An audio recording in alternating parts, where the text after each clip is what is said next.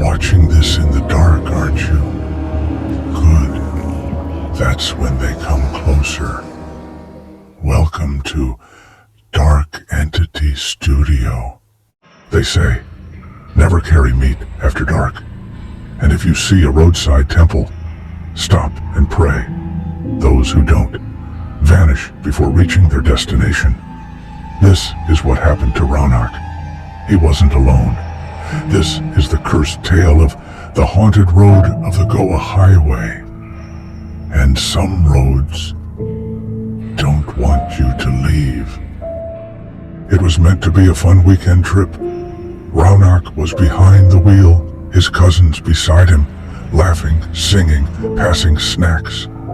The road to Goa stretched ahead under a bruised sky. The sun had dipped below the hills, and a warm orange haze bled into darkness. Music blared through the speakers. Their spirits were high. The clock had just crossed 6 p.m. Nobody noticed the sudden shift in the air, how the trees seemed to lean in closer, how the headlights struggled to cut through the growing mist. Somewhere on that highway, the joy in the car would curdle into dread, and none of them, not even Raunak, knew they were already being watched. This was no ordinary road. This was the haunted stretch of the Goa Highway, a place where rules are written in blood and broken at your own peril. About 2 hours into the journey, the energy in the car had quieted. The roads were darker now, narrower, lined with dense trees that swallowed the headlights. One of the cousins leaned forward, voice low. "Raunak, slow down. That's the temple. We need to stop, just for a quick prayer." A small, weathered shrine stood by the roadside, its single oil lamp flickering violently, as if warning them. Raunak scoffed. "It's too late. Not safe to stop here." He didn't even glance at it. The car roared past. The temple vanished in the rearview mirror. But the flame, it flared once, and then went out. That was the moment something latched onto them. An hour later, the GPS suggested a shortcut, a narrow stretch of broken gravel road cutting through dense woods. No lights, no signs, just darkness, and the distant sound of wind whistling through unseen branches. Raunak slowed briefly.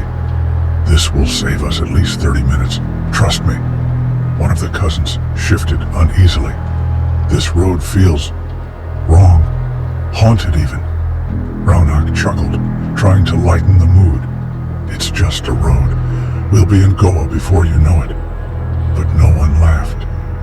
As they turned onto the path, the car jolted over loose gravel.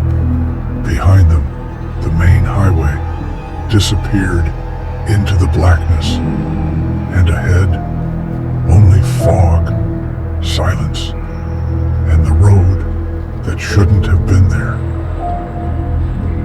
Relief swept through the car when they saw it. A rusted signboard at the roadside, barely lit by the headlights. Goa, 10 kilometers. Excitement buzzed again. "We're almost there," they thought. But 20 minutes later, the same sign emerged from the darkness. Same dents, same rusted corners, same crooked angle. Raunak blinked, then shook his head. "I'm probably just sleep-deprived," he muttered. He pulled over, rubbed his eyes, and handed the wheel to his cousin. "Wake me up when we see the beach," he joked, trying to hide the edge in his voice.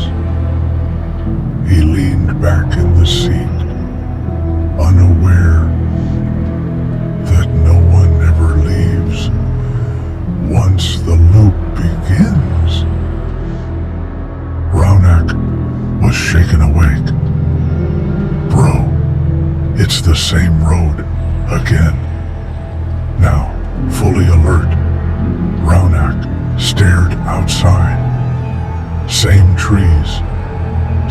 signboard. Same silence. They were trapped in a loop. They drove 10 minutes, 20 minutes, and then that same cursed signboard appeared again. The car fell silent. No more laughter, no more music. The excitement had curdled into fear. How is this possible? Someone whispered. Raunak's cousin gripped the wheel tighter. The trees outside looked exactly the same. Same bend, same potholes. Even the same owl called from the dark. There was no signal, no vehicles coming from either side. Just the sound of tires crunching gravel, and a road that refused to end. It was as if time had cracked, and they were trapped in a moment that didn't want to let go. Then the car broke down right in front of a charred, abandoned bungalow, blackened by fire, lifeless, cursed. They sat frozen, locking every door. A man appeared, greasy overalls, pale face, yellow smile. Need help? He asked. My garage is nearby. Just need one of you to push with me. Raunak hesitated. Something felt wrong. From afar, headlights approached. Another car. Raunak turned for a moment, and the mechanic vanished, gone, like smoke. No footprints, nothing.